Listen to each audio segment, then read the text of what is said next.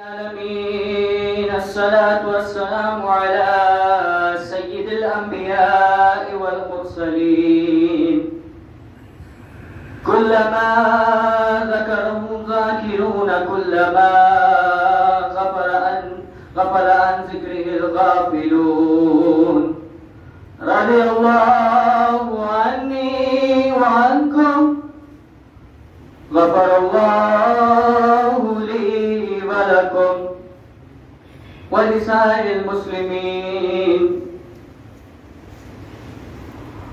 أعوذ بالله من الشيطان الرجيم. بسم الله الرحمن الرحيم. سبحان الذي أسرع بعبده ليلا من المسجد الحرام إلى المسجد الأقصى إلى آخر الآيات صدق الله العظيم. فرش والے تیری شوکت کا عروج کیا جانے، فرش والے تیری شوکت کا عروج کیا جانے، خسروا عرش پہ اڑتا ہے پھریرا تیرا، خسروا عرش پہ اڑتا ہے پھریرا تیرا. سرے لا مکان سے طلب ہوئی، سرے لا مکان سے طلب ہوئی، سوئے منتہا کو چلے نبی. سرے لا مکان سے طلب ہوئی، سوئے منتہا کو چلے نبی. کوئی حد ہے ان کے عروج کی بلغ العلا بکمالہ، کوئی حد ہے ان کے عروج کی بلغ العلا بکمالہ.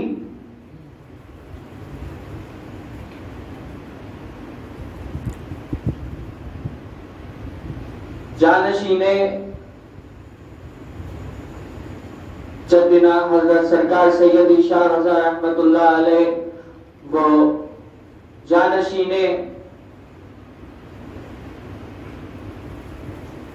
پیری مرشدی قبلہ گاہی مولائی حضرت سراج المشائخ صاحب قبلہ قدس الروح العزیز،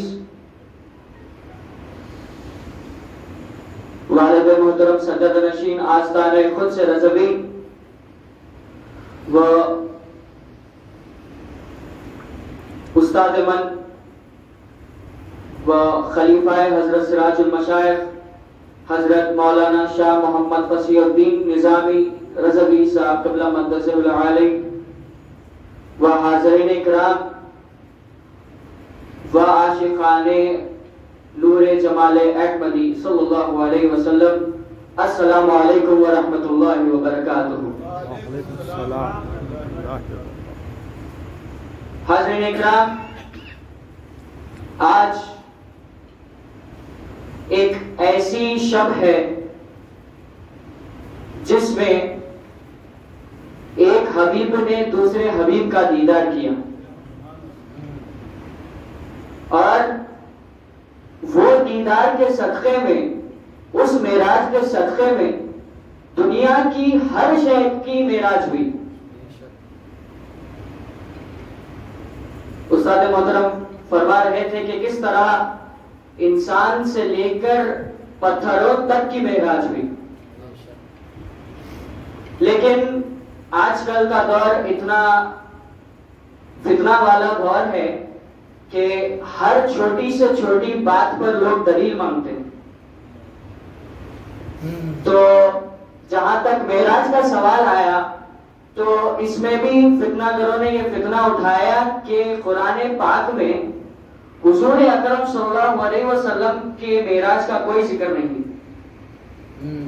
بلکہ انہوں نے یہ بھی کہا کہ حضور اکرم صلی اللہ علیہ وسلم کو صرف جب حضور اکرم صلی اللہ علیہ وسلم نے اپنے دل کی طرف متوجہ کیا تو جبھی حضور اکرم صلی اللہ علیہ وسلم کی معراج ہو گئی.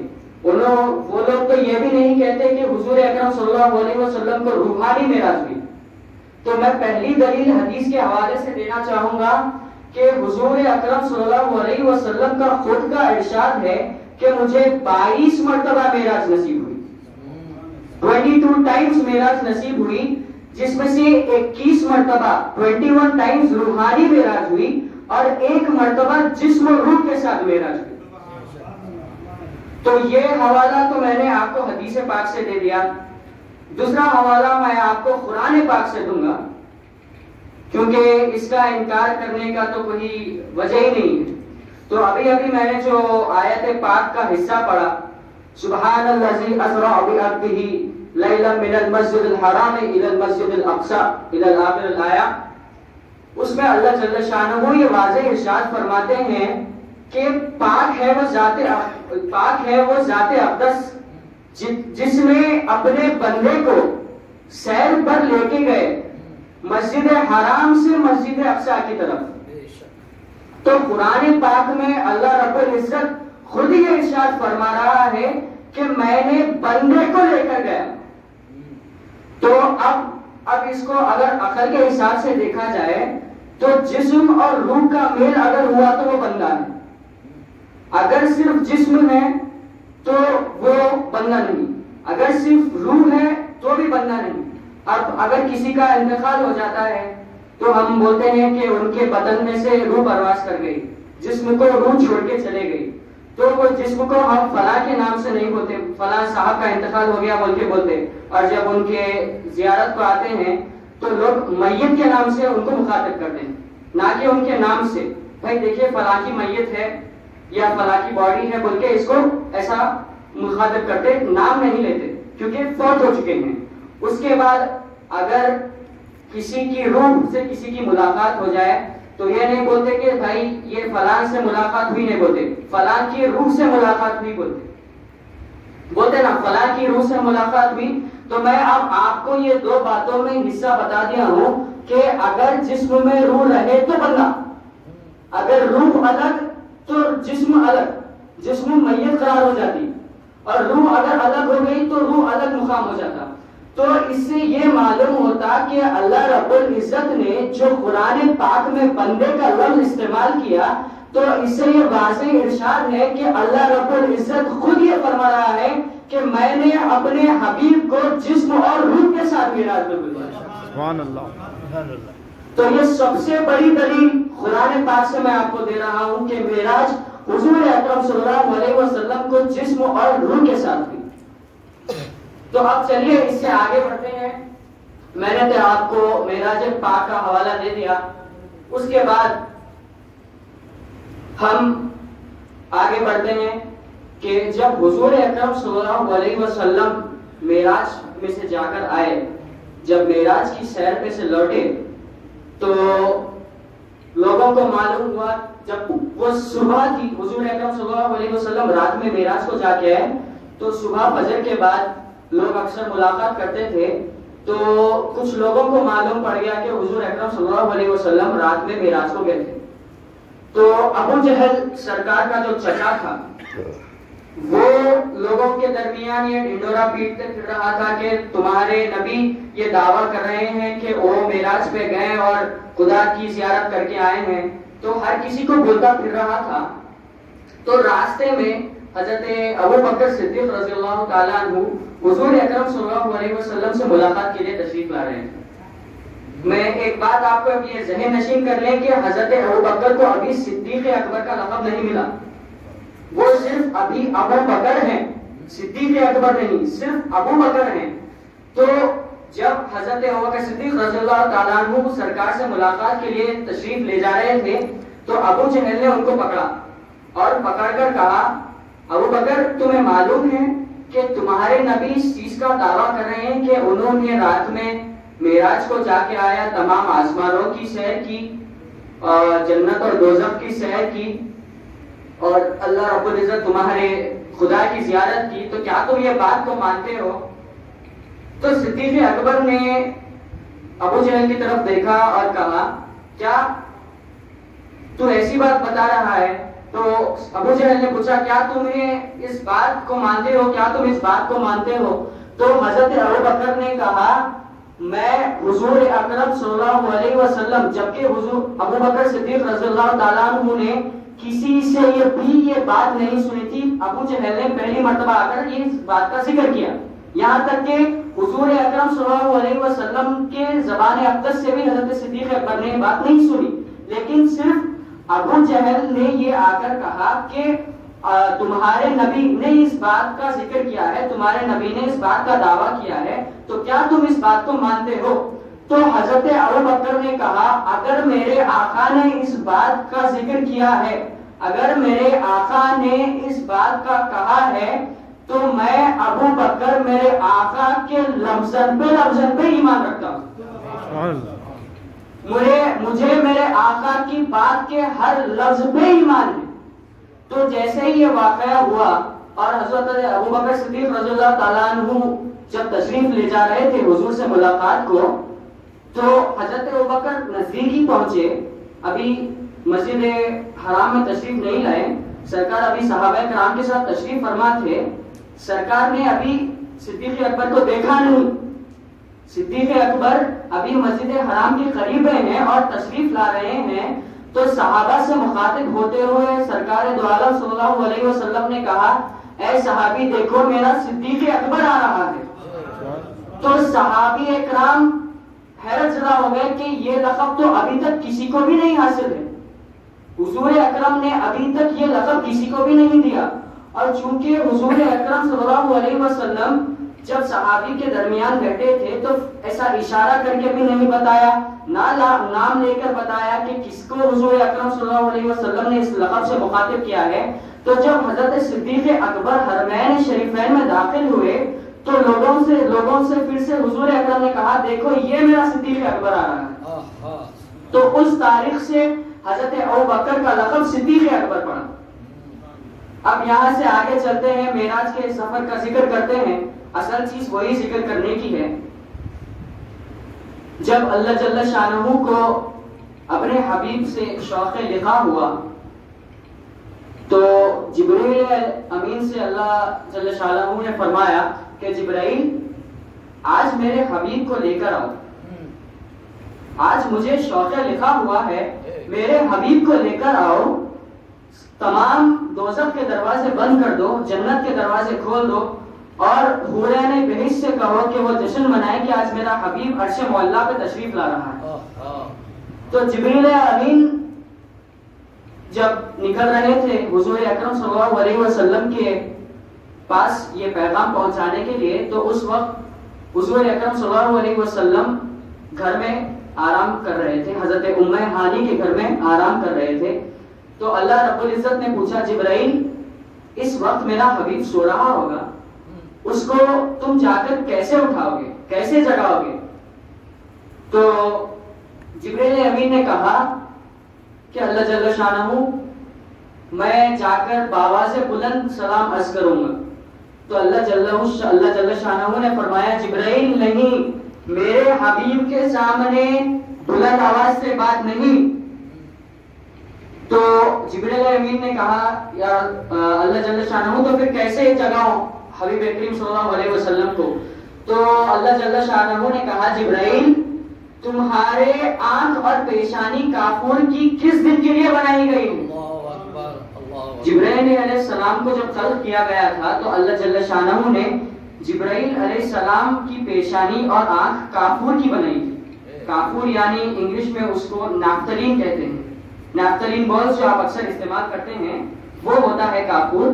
تو کافور کی تاثیر یہ ہوتی ہے کہ کافور ٹھنڈا ہوتا ہے، تو جبرائیل امین کی جو پیشانی اور جو آنکھ تھی وہ اللہ جل شانہ نے کافور کی بنائی تھی۔ تو اللہ جل شانہ نے جبرائیل علیہ السلام سے کہا جبرائیل تمہاری پیشانی اور آنکھ کافور کی کس دن کے لیے بنائی گئی ہیں؟ یہ آج ہی کے دن کے لیے ہیں۔ تو اللہ جل شانہ نے آگے فرمایا کہ جبرائیل پہلے تم جاؤ میرے حبیب کے قدم اقدس پہ اپنے آنکھ اور پیشانی کو ملنا۔ جو لوگ آج کل قدم بوسی کا اعتراض کرتے ہیں ان کو بتا دینا چاہوں گا کہ اللہ جل شانہ خود جبرائیل علیہ السلام سے یہ فرما رہا ہے کہ اپنا سر میرے حبیب کے قدموں میں رکھ دو۔ تو اس کے بعد اللہ جل شانہ نے فرمایا کہ جب تم جاؤ گے تو میرے حبیب کے قدم اپنی پیشانی اور اپنی آنکھوں سے ملنا کہ وہ کافور کی ٹھنڈک سے بیدار ہو جائیں گے۔ اس کے بعد میرا سلام عرض کرنا اور یہ فرمانا کہ اللہ جل شانہ کو آج آپ سے شوق لقاء ہوا ہے. تو جب جبرائیل علیہ السلام وہاں سے نکلے اور حضور اکرم صلی اللہ علیہ وسلم کے گھر میں تشریف لائے تو جیسے اللہ جل شانہ نے فرمایا تھا ویسے ہی حبیب کریم صلی اللہ علیہ وسلم آرام فرما رہے تھے. تو جبرائیل علیہ السلام نے اپنی پیشانی اور آنکھ حضور اکرم صلی اللہ علیہ وسلم کے قدموں میں ملنا شروع کیا. تو اس کی ٹھنڈک سے حضور صلی اللہ علیہ وسلم کی آنکھیں بیدار ہوئی. اب یہ یہاں بھی دیکھ لیجئے کہ جب حضور اکرم صلی اللہ علیہ وسلم کی آنکھ بیدار ہوئی تو حضور اکرم صلی اللہ علیہ وسلم نے دیکھا نہیں کہ کون ہے, بس اتنا فرمایا جبریل کیا پیغام لائے ہو. علم غیب مصطفیٰ صلی اللہ علیہ وسلم کا مظاہرہ ہو رہا ہے یہاں پر. تو جب آنکھ بیدار ہوئی تو حضور اکرم صلی اللہ علیہ وسلم نے کہا جبرائیل کیا پیغام لائے ہو. اب عام انسان کا یہ تقاضا ہوتا ہے کہ اگر کمرے کا دروازہ بھی ذرا زور سے کھل جائے تو چمک کی نہیں ہوشیار ہو جاتی. یہاں پہ جبرائیل علیہ السلام اپنی پیشانی کو حضور کے قدموں سے مل رہے ہیں, لیکن حضور اکرم صلی اللہ علیہ وسلم اتنی آرام سے اٹھے ہیں کہ ایسا معلوم ہوتا ہے کہ خود کوئی شخص اپنی مرضی سے اٹھا ہے اور اٹھتے ہی بنا دیکھے یہ بتا دیا کہ جبرائیل علیہ السلام. تو حضور اکرم صلی اللہ علیہ وسلم کو اپنے جیسا ماننے والوں یہ کر کے دکھا دو. اگر کسی نے کر کے دکھا دیا تو وہ مقام الگ ہے. لہٰذا جبرائیل علیہ السلام سے حضور اکرم صلی اللہ علیہ وسلم نے پیغام پوچھا تو جبرائیل علیہ السلام نے کہا اے حبیب صلی اللہ علیہ وسلم, اللہ جل شانہ نے آج آپ کو یاد فرمایا ہے اور کہا ہے کہ آج آپ سے شوق لقاء ہے. تو حضور اکرم صلی اللہ علیہ وسلم نے کہا ٹھیک ہے تم ٹھہرو میں تیار ہو کر آتا ہوں. تو حضور اکرم صلی اللہ علیہ وسلم اٹھے, غسل کیا اور پھر جب تیار ہو رہے تھے اور امامہ باندھ رہے تھے تو اس وقت جبرائیل امین کے دل میں خیال آیا کہ میں آدم علیہ السلام سے لے کے سرکار کے پہلے تک کے اور سرکار تک بھی اللہ رب العزت کے سارے وحی اور پیغامات لاتا ہوں تو شاید میری عمر سرکار سے زیادہ ہو. بس اتنا خیال آنا تھا, وہ بھی جبرائیل علیہ السلام نے اپنے منہ سے نہیں کہا, صرف یہ خیال ان کے دل میں آیا. تو جیسے ہی یہ خیال دل میں آنا تھا تو حضور اکرم صلی اللہ علیہ وسلم نے پوچھا جبرائیل تمہاری عمر کیا ہے. تو یہ معجزات مصطفیٰ صلی اللہ علیہ وسلم ہے کہ آپ کی حیات پاک میں ہر چیز معجزے کے بنا نہیں.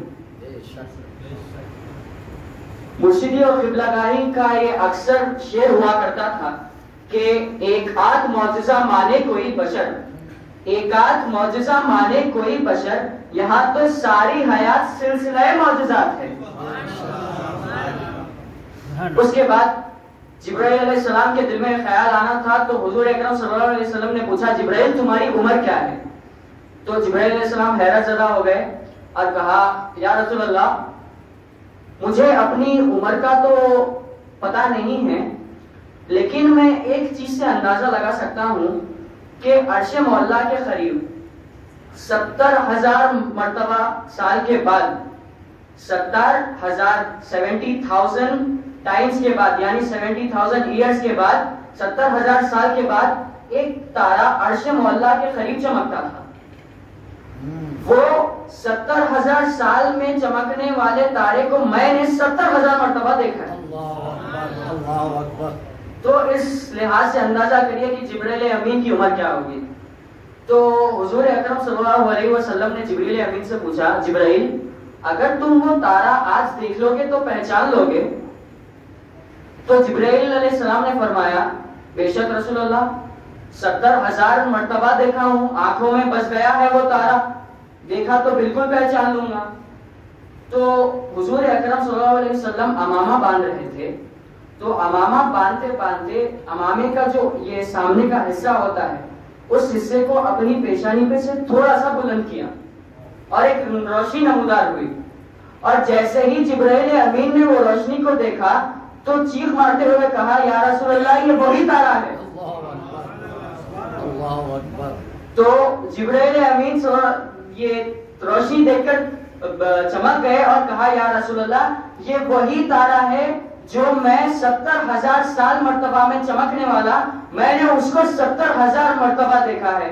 تو جبرائیل امین سے کہا جبرائیل وہ ہم ہی تھے، جبرائیل وہ ہم ہی تھے، ہم ہمارے اللہ جل شانہ کی بارگاہ اقدس میں سجدہ ریز ہوا کرتے تھے، تو جس وقت ہم سر اٹھاتے تو اس وقت تم ہم کو دیکھ سکتے تھے. تو آج اپنے آپ کو حضور اکرم صلی اللہ علیہ وسلم کی نماز کے جیسا بتانے والوں، اپنی نماز کو حضور کی نماز کے جیسا بتانے والوں، یہ حضور اکرم صلی اللہ علیہ وسلم کا صرف ایک سجدہ 70,000 سالہ ہوتا تھا، ایک سجدہ 70,000 سالہ ہوتا تھا. تو اگر آج کے دور میں بچہ اگر بطن سے ماں کے پیٹ سے ہی اگر نماز پڑھ لیتے ہوئے، یہ تو ناممکن ہے، لیکن اگر نماز پڑھ لیتے ہوئے بھی آئے، ماں کے پیٹ سے مرے دم تک بھی اگر نماز پڑھ لیتے ہوئے آئے، تو حضور اکرم صلی اللہ علیہ وسلم کے ایک آدھے سجدے کی بھی برابری نہیں کر سکتا. نماز تو دور کی بات ہے، سجدے کی برابری بھی نہیں کر سکتا. لہذا اس کے بعد امامہ باندھا حضور اکرم صلی اللہ علیہ وسلم نے، وہاں سے آپ نے لباس زیبتن کیا اور مسجد حرام تشریف لے گئے. وہاں سے مسجد حرام سے پھر مسجد اقصی کی طرف روانہ ہوئے. وہاں پر مسجد اقصی میں تمام انبیاء السلام موجود تھے. حضور اکرم صلی اللہ علیہ وسلم نے دیکھا، جبرائیل علیہ السلام سے کہا جبرائیل یہ کون ہے؟ تو جبرائیل علیہ السلام نے کہا یا رسول اللہ یہ وہ تمام انبیاء آدم علیہ السلام سے لے کے آپ کے پہلے تک کے تمام انبیاء کرام ہیں. تو حضور اکرم صلی اللہ علیہ وسلم نے کہا جبرائیل تو یہ یہاں کیا کر رہے ہیں، کس کا انتظار کر رہے ہیں؟ تو جبرائیل امین نے فرمایا کہ یا رسول اللہ یہ آپ ہی کا انتظار کر رہے ہیں کہ آپ ان کے امام بنے اور یہ آپ کی ابتدا میں نماز ادا کریں. تو دیکھیں کہ حضور اکرم صلی اللہ علیہ وسلم کا مقام کیا ہے. وہاں پر تمام انبیاء کا امامت کرنے کے بعد حضور صلی اللہ علیہ وسلم نے وہاں سے اپنا دنیاوی لباس اتارا اور براق ایک سواری تھی، اس کے لیے یہ کہا جاتا ہے کہ براق جو ہے لفظ وہ برق سے لیا گیا ہے. عربی میں برق کے معنی بجلی کو کہتے ہیں، لائٹننگ کو کہتے ہیں. تو براق کی طاقت کا اندازہ اس سے کیجئے آپ کہ براق اتنا تیز تھا کہ ایک قدم اگر براق یہاں رکھتا تو دوسرا قدم جہاں تک حد نظر ہے وہاں پہ نظر آتا، اتنی تیز تھا. تو حضور اکرم صلی اللہ علیہ وسلم براق پر سوار ہوئے. تو ایک معجزہ یہاں پر بھی عرض کر دوں میں، براق کو جس پتھر پہ باندھا گیا تھا وہ پتھر حجر معلق کے نام سے مشہور ہے. ایک پتھر ہے مسجد اقصی میں، اسے حجر معلق کہا جاتا ہے. تو وہ پتھر براق کو باندھنے کے لیے استعمال ہوا تھا. تو جب حضور اکرم صلی اللہ علیہ وسلم براق پر سوار ہوئے اور براق اڑنے لگا تو وہ پتھر بھی اپنے آپ اڑنے لگا. تو حضور اکرم صلی اللہ علیہ وسلم نے وہ چیز دیکھی. اور یہاں پر اختیارات مصطفیٰ صلی اللہ علیہ وسلم دیکھیے کہ انسان تو انسان، پتھر بھی آقا کی بات مانتا ہے. تو جب پتھر بھی اڑنے لگا براق کے ساتھ ساتھ تو حضور اکرم صلی اللہ علیہ وسلم نے کہا ٹھہر جا اور وہاں سے براق کو اٹھا لیا. تو یہ چیز آج بھی وہاں پر مشہور ہے کہ وہ جو پتھر حجر معلق ہے وہ آج بھی زمین کے اوپر ہے اور ایک ہاتھ کا فاصلہ ہے زمین میں اور وہ پتھر میں. اگر کسی کو نصیب ہوئی زیارت مسجد اقصی کی تو تشریف لے جائیے اور دیکھیے وہاں پر. تو وہاں سے براق پہ سوار ہوئے اور جیسے ہی پہلے آسمان پہ اترے وہاں پر حضور اکرم صلی اللہ علیہ وسلم نے اپنا جسمانی یا بشری لباس اتارا. حضور اکرم صلی اللہ علیہ وسلم کی ذات اقدس ایک نورانی ذات اقدس ہے. عربی میں بشر کے یعنی عربی ایک ایسی زبان ہے کہ اس میں ایک لفظ کے کئی معنی ہوتے ہیں. انگلش میں بھی ہے لیکن عربی میں کئی معنی ہوتے ہیں. تو اسی طرح عربی میں بشر کے معنی چمڑی بھی ہوتی ہے اور انسان بھی ہوتا ہے. تو حضور اکرم صلی اللہ علیہ وسلم یہ دنیا میں لباس بشری میں آئے تھے. تو یا تو آپ اس کو اس بات سے لیجئے کہ چمڑی کے لباس میں آئے تھے یا انسان کے لباس میں آئے تھے. تو جب روحانی سفر پہ جانا تھا تو انسانی لباس تو اتارنا پڑتا. انسانی لباس اتارے اور اپنی روح اور جسم کے ساتھ تشریف لے کے گئے. تو وہاں پر جب 7ویں آسمان تک پہنچے تو وہاں پر سدرۃ المنتہا کے پاس حضور اکرم صلی اللہ علیہ وسلم اور جبرائیل علیہ السلام رک گئے.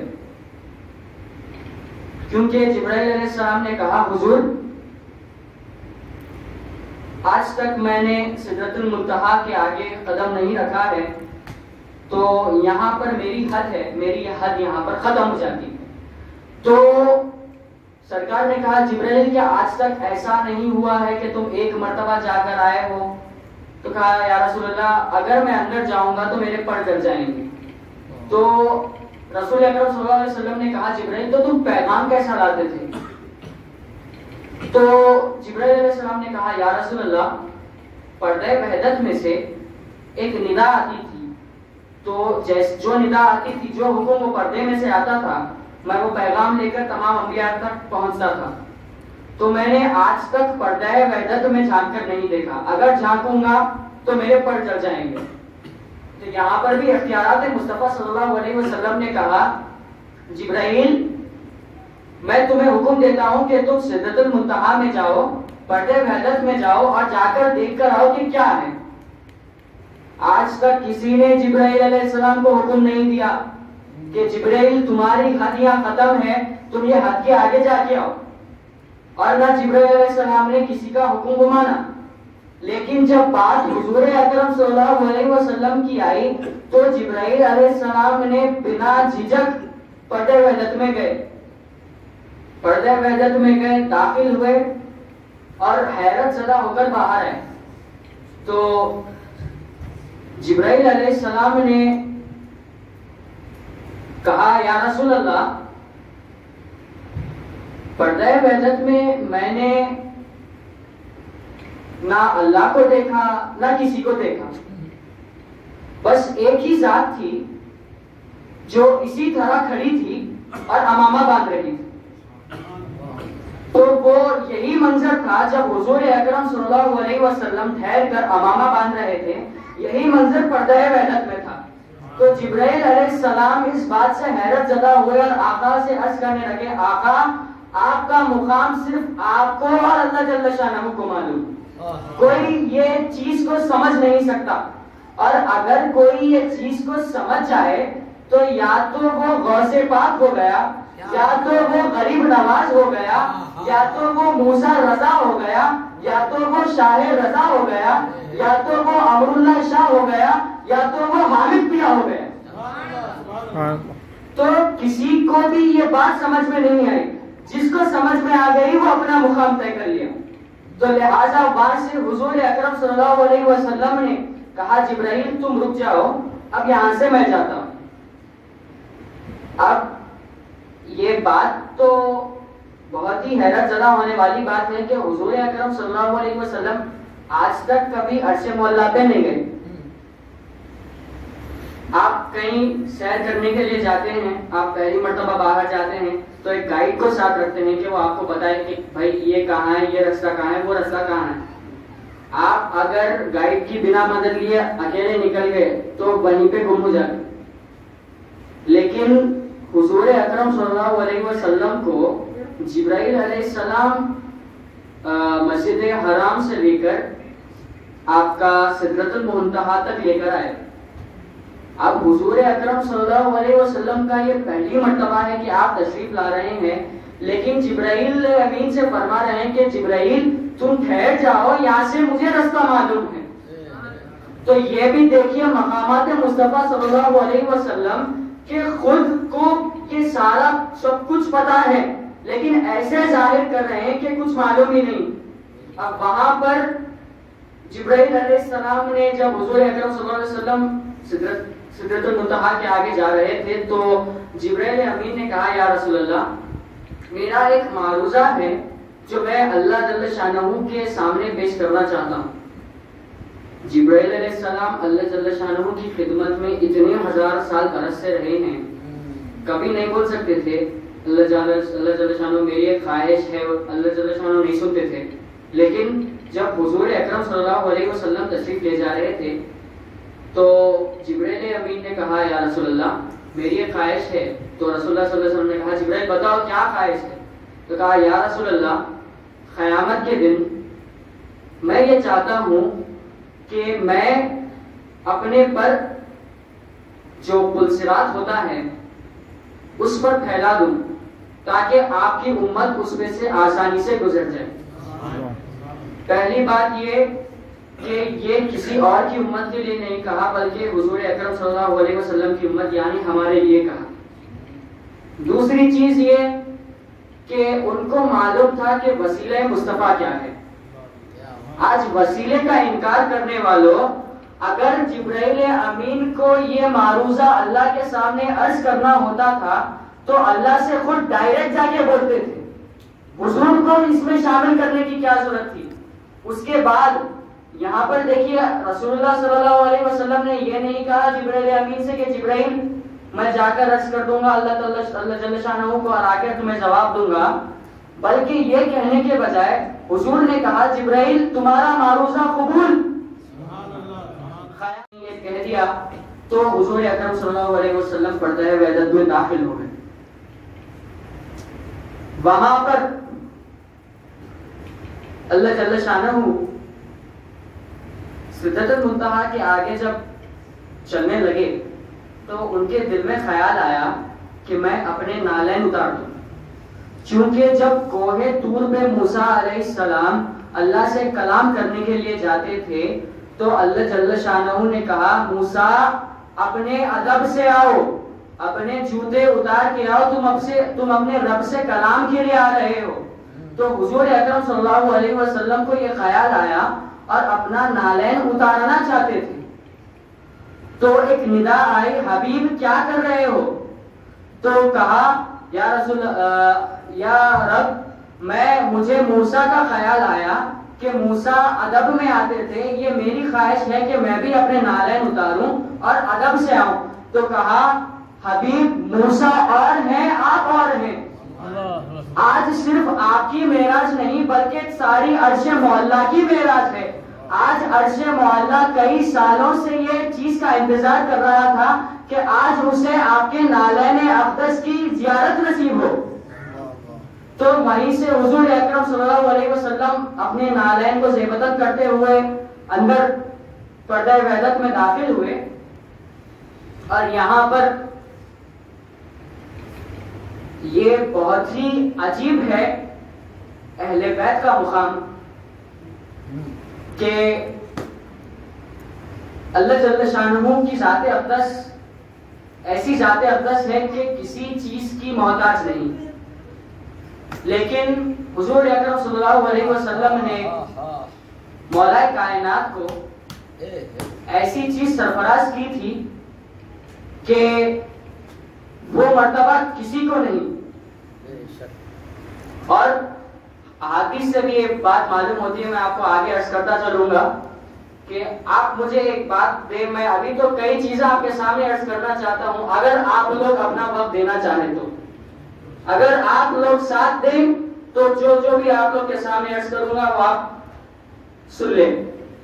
تو وہاں سے جب رسول اکرم صلی اللہ علیہ وسلم اندر سدرۃ المنتہا پردہ وحدت میں داخل ہونا چاہ رہے تھے تو اس سے پہلے حضور اکرم صلی اللہ علیہ وسلم نے مولا کائنات کو مولا کے خطاب سے نوازا. من کنت مولا فہذا علی المولا, یعنی میں جس کا مولا ہوں اس کا علی بھی مولا ہے.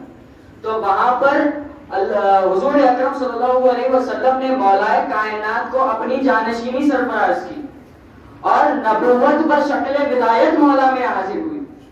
تو آج جتنے بھی ولی کرام ہیں، جتنوں کو بھی ولایت حاصل ہے، وہ مولا کائنات سے حاصل ہے.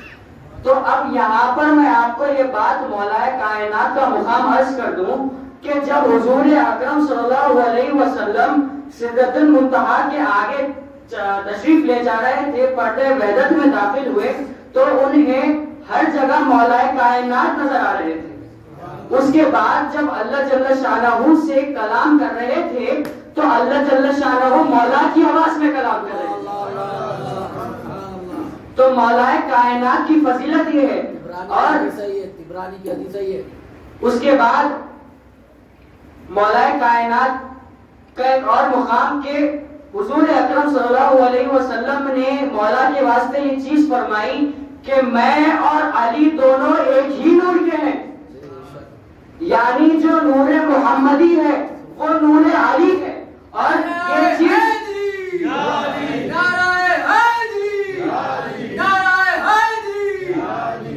اور مولا کائنات کو کوئی چیز ایسی نہیں کہ کوئی چیز حاصل نہیں ہوئی ہو، بلکہ مولا کائنات کو بس شکل نبوت ولایت حاصل ہوئی ہے. اور مولا کائنات کا مقام اللہ، سوچئے اللہ رب العزت کسی اور کی بھی آواز اختیار کر سکتا تھا، اپنی خود کی آواز بھی استعمال کر سکتا تھا، لیکن صرف مولا کائنات کی آواز کی استعمال کی. اور یہاں پہ جو میں آپ کو یہ بات بتایا ہوں کہ مولا کائنات اور سرکار ایک ہی نور کے ہیں، تو آپ بولیں گے مولا کائنات تو حضرت ابو طالب کے بیٹے ہیں اور سرکار جو ہے سو حضرت عبداللہ کے بیٹے ہیں. تو یہ بات میں اب چلیے یہ بات ہمارے یہ چیز ایسی ہے کہ ایک بات کھلی، ایک راز کھلے تو اس کے پیچھے 10 راز کھلتے. تو اب یہ چیز ہے کہ حضور اکرم صلی اللہ علیہ وسلم نے ارشاد فرمایا کہ میں پاک بیٹوں اور پاک پیٹوں سے آیا ہوں. تو حضور اکرم صلی اللہ علیہ وسلم کا جو نور تھا وہ حضرت ابو طالب میں تھا. مولا کائنات اور حضور کا نور حضرت ابو طالب میں تھا، اور حضرت ابو طالب کے بعد وہ نور 2 حصوں میں بٹ گیا. ایک نور حضرت عبداللہ میں گیا، عبد المطلب، ایک نور حضرت ابو طالب یعنی سرکار کے چچا مولا کے والد، اور ایک نور حضرت عبداللہ. تو یعنی حضرت عبد المطلب تک یہ 2 نور ایک ہی تھے، لیکن مولا کائنات اور سرکار سے پہلے حضرت عبداللہ اور حضرت ابو طالب میں الگ الگ ہو گئے. تو یہ بات سے معلوم ہو جائے گا کہ راز مصطفیٰ اور راز علی کیا ہے. مولا کائنات اور سرکار کسی سے بھی جدا نہیں. لہذا اس سے آگے بڑھتے ہیں. جب حضور اکرم صلی اللہ علیہ وسلم نے سدرۃ المنتہا میں داخل ہوئے تو اس وقت میں نے آپ کو یہ بتایا کہ سب سے پہلی چیز کہ حضرت علی نظر آ رہے تھے سرکار کو، اور دوسری چیز اللہ رب العزت مولا کائنات کی آواز میں رسول اللہ سے کلام کر رہے تھے، اور تیسری چیز یہ کہ یہ حضور صلی اللہ علیہ وسلم خود فرماتے ہیں کہ معراج کی رات میں جو میرے اور اللہ رب العزت کے بیچ میں کلام ہوا وہ کلام کا کچھ عنوان تھا. اب کوئی بات چیت اگر ہو کسی 2 لوگوں کے بیچ میں اگر کلام ہو تو اس کا کوئی عنوان ہوتا ہے، بنا عنوان کے بات چیت تو مکمل نہیں ہوتی. تو حضور اکرم یہ فرماتے ہیں کہ میرے اور اللہ رب العزت کے بیچ میں جو کلام کا جو مضمون جو عنوان تھے وہ علی تھے. یہاں پر بھی مولا کائنات کی فضیلت بیان ہوتی. لہذا آگے بڑھتے ہیں. تو حضور اکرم صلی اللہ علیہ وسلم کو اس رات اللہ رب العزت کے دیدار سے نصیب ہوئے، اور اس رات حضور اکرم صلی اللہ علیہ وسلم کو تمام جنت اور دوزخ کی سیر کروائی گئی. اور حضور اکرم صلی اللہ علیہ وسلم جب تشریف لانا چاہ رہے تھے تو اس وقت ایک تحفہ بھی ملا. نماز وہ ایک تحفہ ہے. تو یہ بات کچھ کئی علماء لکھتے ہیں کہ جب حضور اکرم صلی اللہ علیہ وسلم اور اللہ جل شانہ جب ملاقات کرے، قریب آئے، تو 2 نور آپس میں ایسے مل گئے تھے کہ معلوم نہیں ہو رہا تھا کہ کون سا نور کس کا ہے. اب جیسے آپ یہ دیکھیں کہ یہ کمان ہے، یہ کمان ہے، اب یہ دو کمان جڑ رہے ہیں، تو اب آپ کو معلوم نہیں کہ یہ کمان کا کون سا حصہ ہے، یہ کمان کا کون سا حصہ ہے. تو حضور اکرم صلی اللہ علیہ وسلم کا مقام اور ذات اقدس دیکھیے کہ اللہ جل شانہ سے ملاقات کے وقت اللہ کا نور اور حضور کا نور ایسے مل رہے تھے کہ معلوم نہیں ہو رہا تھا کہ بندے کا نور، رسول کا نور کون سا ہے اور خدا کا نور کون سا ہے. یہ فضیلت اور یہ مقام حضور اکرم صلی اللہ علیہ وسلم ہے. تو حضور اکرم صلی اللہ علیہ وسلم جب واپس تشریف لا رہے تھے تو اس وقت ایک تحفہ اللہ جل شانہ نے حضور اکرم صلی اللہ علیہ وسلم کو سرفراز فرمایا، جو نماز تھا. اور جب 5 نمازوں کا تحفہ نہیں تھا بلکہ 50 نمازوں کا تحفہ تھا. تو حضور اکرم صلی اللہ علیہ وسلم نے قبول کیا اور جب نیچے اتر رہے تھے تو وہاں پر موسیٰ علیہ السلام ملے.